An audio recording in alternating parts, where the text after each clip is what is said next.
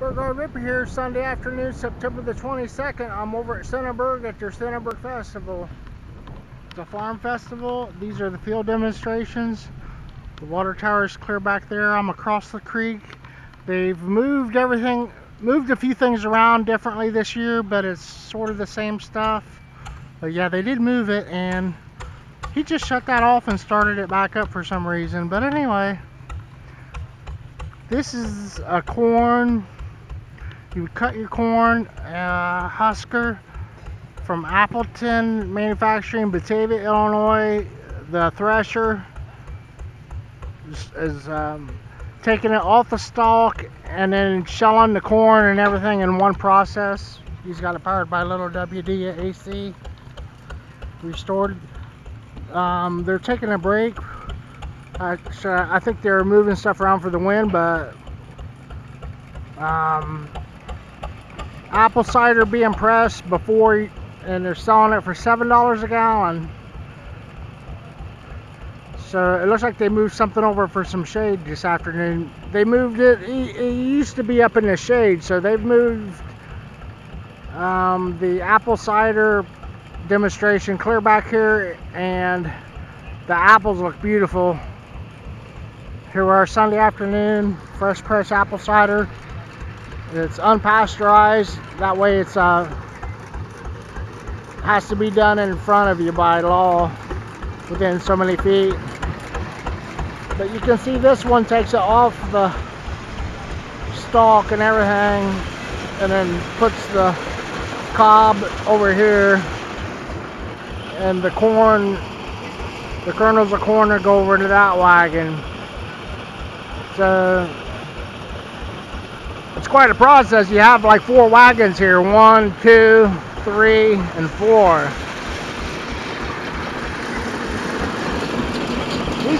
This one just shells it. It doesn't take it off the husk.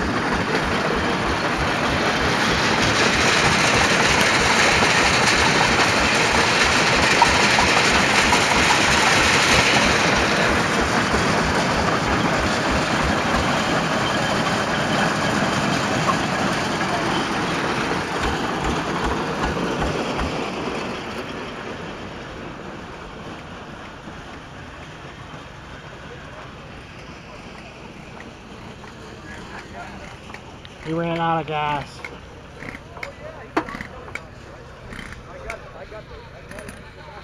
I've got quite a few people watching. So this one's just kind of a glorified sheller. Automated sheller, which could be done by hand. This one's a little hand sheller. The one down here. He's got his oil cans, his extra gas can. And not sure who this one, Eureka Ironside.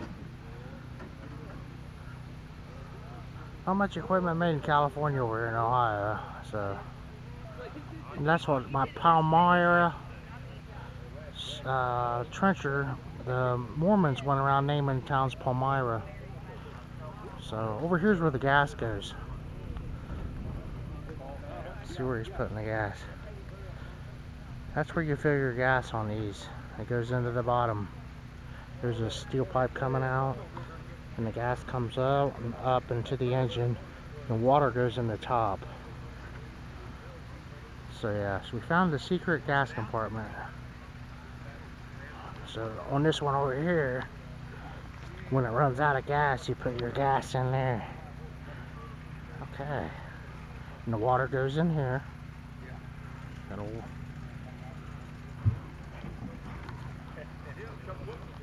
Want to check out these 2-man chainsaws. This is their dyno that the guys hook their tractors to, and they're running off the water from the creek. How they do a hydrodynamometer. Over here you check the horsepower on your engine. M&W turbo. Way back. I tried to buy it last week at an electrician. RPM. Gibson City, Illinois. Look at that. You better look it up on the internet. So, nice little footbridge. The kids area, kind of, they're got their little thing, and pony rides. This Hitmas engine is pretty beautiful, isn't it? It's got the ornate The chainsaw wasn't around even 100 years ago, and we managed to cut all these trees down. And these are the two-man saws over here. They've got maul, M-A-L-L, maul. So there he's grinding the chicken feed. And that's why we raise the corn and the beans, and we feed it to our chickens and our sheep and everything, and then we eat the meat. See? And this is the John Deere right there. That's withstood the test of time right there. That design without the wood. It's got it gassed back up and started. So he kind of has that same thing going on. You just put your ear corn in, and it'll grind it up in the feed, and the internal combustion engine is gonna. So he's got his apple cider over here getting good and ripe, so I can give it that taste. But these two-man chainsaws is as good as any display I've ever seen. Here in Centerburg at the tractor show. I'm not sure about this guy, how to run that one and why. It's a bow saw of some sort. Maybe it was owned by the railroad. It has a handle on it sideways.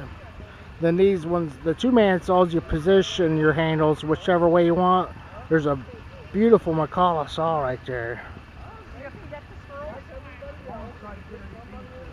Some of them, the guy would give it to you, the next guy would want $1,000 for it. It's just, the values are so all over the place depending on it so much. And when you see them demonstrate them, they really suck at cutting wood. The RPM's so low and everything. It's like a real ass whipping to run one of these. This one's actually a Mercury. It's got this funny name, D-I-S-S-T-O-N. That's what Centerburg.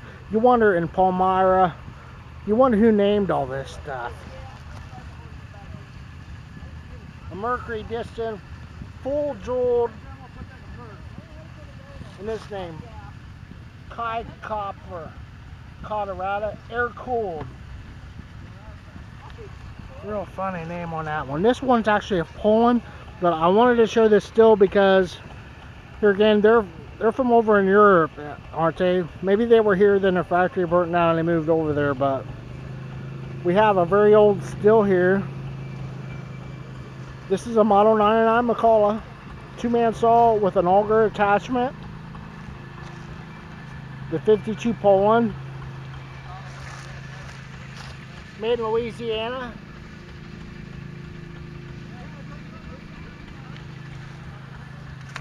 The Mall, Chicago, Illinois, with this old still, 510 still. And is this another Mall? A Mercury here again. And here's a Hornet, which is a cool name, from Canada. It'd be neat to make it to a lumberjack show, but I think it's kind of expensive, and it was 125 miles away. There was a lesbian festival in Ohio this weekend, and it was $100 a ticket to get into the lesbian festival. So I bet they had a good time. But that's 2 tickets to.